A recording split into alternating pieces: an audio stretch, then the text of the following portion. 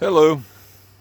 Listen here, we're right in the back here in the garden. We're doing some modern type farming here, a small space. I don't claim to be. It's more of an experimental work zone than anything else. But some of the stuff is coming out pretty good. I should have went through the process right here. These tomatoes here were planted by seed. Okay, these are Everglade cherry tomatoes. Okay, and they grow really well in the state of Florida. You just take a tomato, squash it, and stick it in the ground. Oh man, it just makes me so sad to see my dog over here. He wants to come out here, but she is like a bush hog when it comes to running around here in the garden. So she has to stay out of the garden till stuff gets growing. But let's give you some ideas. In the bottom of these buckets, these are called wick buckets. Okay, there's some 2-inch plastic tube cut about 3 inches high. The bottom of this bucket standing on end, and on top of that is some vinyl window screen laying across the top of those in a circle. Okay, and it got some holes cut through them, and the same thing for this one. And then you put your soil and everything in there, and then you turn around and what you do is you go up the side and you drill a hole. You see right there is a hole drilled. It's actually the other hole's glued shut. You only need one hole. What happens is the water, everything goes to that certain point, and then the tomato roots go to there, and all the fertilizer, nutrients in the water stay there and feed the plant. So you don't have to, you're not losing your nutrients out to the soil. So that's one of the advantages of growing these wicker buckets. Okay, wick buckets. Now give me an idea. Now these are cucumbers that were planted in the ground, and that's what they are. And what I'm saying about that is they were planted around the same time as tomatoes that are cucumbers that are over there a ways now. Let's go over there and see. This is the difference. These are planted in that again in those buckets style with bottles. These have bottles in the bottom. Okay, and these were planted at the same time as the ones in the ground. Okay, and you can see how much bigger they are. And it's pretty awesome right there. How much bigger. They're getting ready to run. Okay, and I'm gonna do something through here in a while. We're gonna put those. We're gonna hang them even higher, so we can get those cucumbers. If you're starting seeds and starting stuff off, this is a good idea. And this, it could be a little prettier and all like that, but I just transplanted those over. And the bottom of this pan fills full of water. And then what happens is the roots will go on down and get a continuous drink as well. So that works out really good. But look at how those cucumbers are doing. They're doing incredible. They truly are. For the time, probably 3 weeks old. Three weeks old. Let's back it up. Yeah, about 3 weeks old. You can see how they're doing, and they're planted up in the air. Now, here's another deal. These are more cherry tomatoes. Okay, and they have bottles on the bottom. But if you see that piece of PVC pipe right there, that is a reservoir. You just pour your water down that little pipe, and it goes and it fills up, and then it continues to feed the plant. These are old school tomatoes right here. These are the old, I forget what they call them. Anyway, they're the old funny looking tomatoes, and so we'll see what happens with them. Like maybe they're beefsteak. Other tomatoes I got planted here, big boys. That's actually what these are. These are big boys, and these I bought at Walmart. And I'll tell you what, I'm probably never going to buy seeds from Walmart or Lowe's or plants ever again, because that plant right there was $4. Okay, these plants right here, those were $1.40 for all of them, and the other plants that I got growing over there were free. for free. Now, folks, you can take these tomato plants right here and cut a sucker off, it's coming off the plant, and take that and put that in a bottle of water, a little sugar or a little rutone, and start you some new tomato plants. So we may be doing that this afternoon. We may be starting up some tomato plants off of the suckers, and you know, so it's a lot of stuff you can do. You know, this is, you know, I wish I had 5 acres to grow stuff in. I don't, so I got to use what I got, and so that's what I'm doing. Eggplant, they grow excellent here in Florida, excellent, and that thing will start growing, and it'll approximately be probably close to 7 feet tall before he gets all done, and he'll grow right on through. You keep him warm, and he'll grow all winter. And again, you can see my zucchini right there. The zucchini are doing really good. We've got a row of radishes right here for the wife. I'm probably going to put a row of carrots in here and see what happens. Again, we don't have a lot of square footage. You know, I grew up on an 80-acre farm in northern New Jersey. My father and mother were strawberry farmers and produce farmers and whatever they could grow to make $1. And so I don't have the privilege of having that land anymore. I wish I did. But due to high taxes and a bunch of idiots, we don't have it anymore. Anyway, here you go. This is what we call this is a cherry tomato, Everglade tomato. This came up by itself. This is a volunteer, and we're not even in the volunteer state. So pretty amazing right there to see. And that thing's just full of tomatoes underneath and everywhere. You know, it's one thing about these cherry tomatoes, they can handle the temperatures and the humidity of Florida, and so that's a pretty amazing thing. But you got to learn to use the stuff you need to use to keep these things going. Epsom salts is a really good product to use, and keeps a nice strong green leaf. Now, some of that molding down in there, you see the yellowing in there, that's caused from too much watering or too much humidity. We haven't had a lot of humidity, so it's probably the watering thing. So one of the things I'm going to do here, and I think I'm going to probably do it later on today, is I'm going to go and establish a tomato feeder. You take a piece of pipe. Now that one's doing really well right there. That cucumber's doing really good. This one here has been growing close to, in August it'll be a year. And so it's had a little failure to it, but it's still producing tomatoes. Meme, are you all right? Meme is so, mad that she can't be out here with me, because she goes everywhere with me. But the problem it is, Meme is destructive. Yes, can you get out? Just back up. There you go. There you go. You can't come in here, honey. So when I was a puppy, I could. Yeah, when you were a puppy, you just ran up and down the garden. You can't come in. It's not happening. No, I'm sorry. Sorry about your problem, but I can't afford to, grow stuff and have you kill it. Now, folks, this is a piece of pipe over here. Piece of regular PVC pipe, okay? And you can get that anywhere around construction sites, leftovers, remnants of it. And what you do, I'm going to show you on a smaller tomato plant. Oh yeah, too, folks, we got potatoes growing. Okay, now potatoes, Grandma had some potatoes that started shooting some eyes. And so what I did is I just cut them, try to get 2 pieces of an eye on each piece, and I put them in the ground. And as they grow, what I'll do is I'll go alongside of them with a rototiller, and I'll get that dirt really fluffed up good. And then I'll take that dirt that's all fluffed up and I'll sprinkle some of that nice organic fertilizer right alongside of it, and I'll bank those potatoes with it. And those potatoes will get the nutrients they need to produce some awesome potatoes.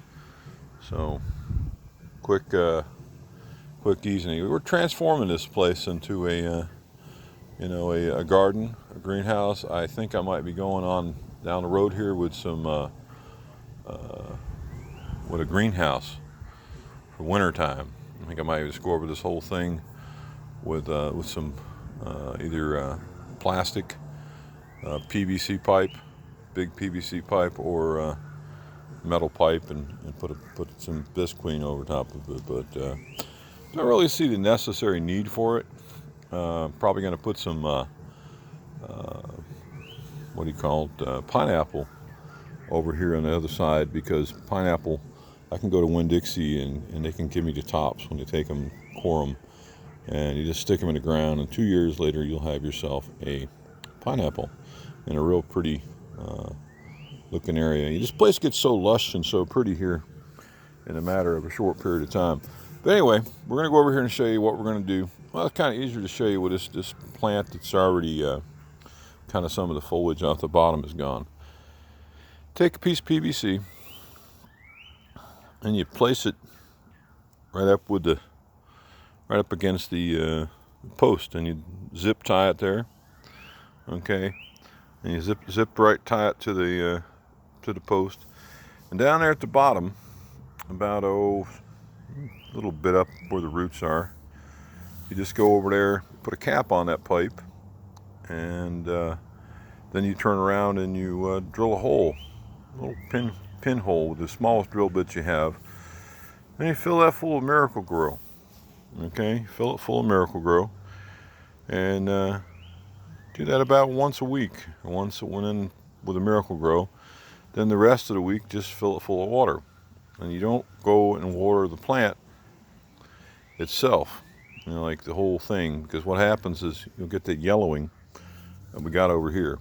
This yellowing, and we want to keep it. We don't want to have that yellowing and that mildew problem. Now, folks, if you're getting some white on your cucumber leaves like that, and you can get yourself a little baking soda and put it in a spray bottle, mix it up good and spray it on that, and that will take care of that problem for you.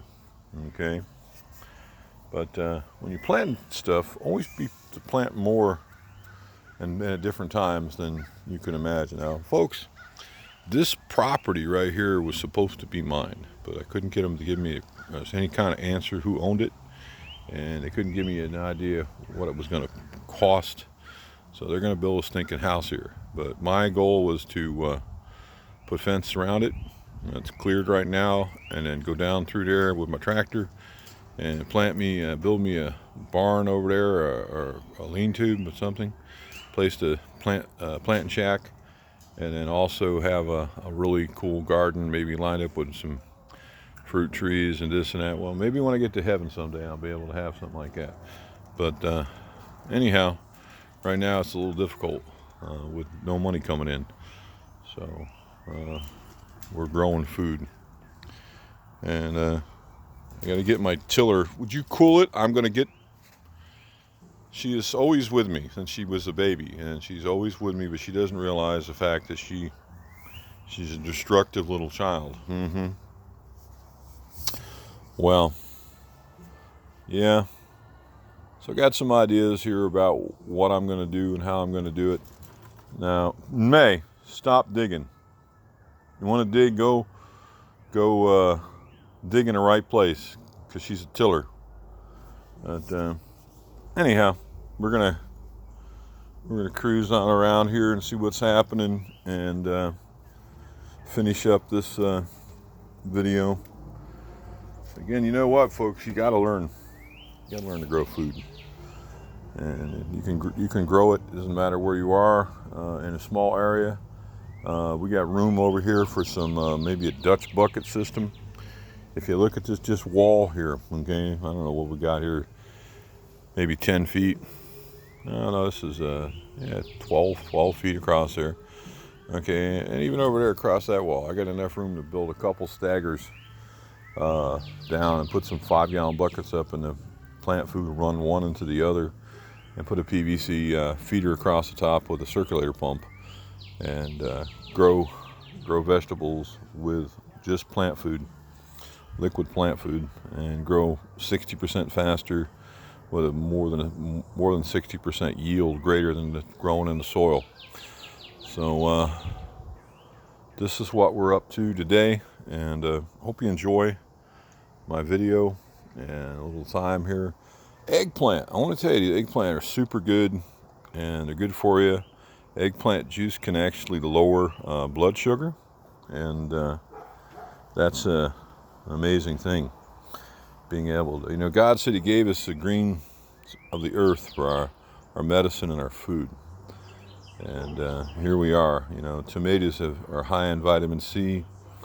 They've got a lot of good stuff that we need to keep us alive. Must work. Grandma is 86, and she eats tomatoes and fruit and things like that, like it's like a wood chipper. But anyway, we're looking at all this good stuff that we're doing, and hope you enjoy the videos. And if you do, let us know. Maybe we'll put it on YouTube. Maybe I can get a following, make some money. Folks, if you want a super great dog, go out and rescue yourself an American Bulldog, Pit Bull, Staffordshire, whatever you want to call her. She's just a hoot and a half. We're gonna train this cucumber here to climb this fence that Josie has had me build, because Josie would just come in here and run through here at 110 miles an hour. One of my focuses is to get some cow manure, some wood chips, some different kinds of organic matter, and to take this mostly sand dirt and turn it into loamy compostable material. We'll get a lot more yield out of it. So, done correctly.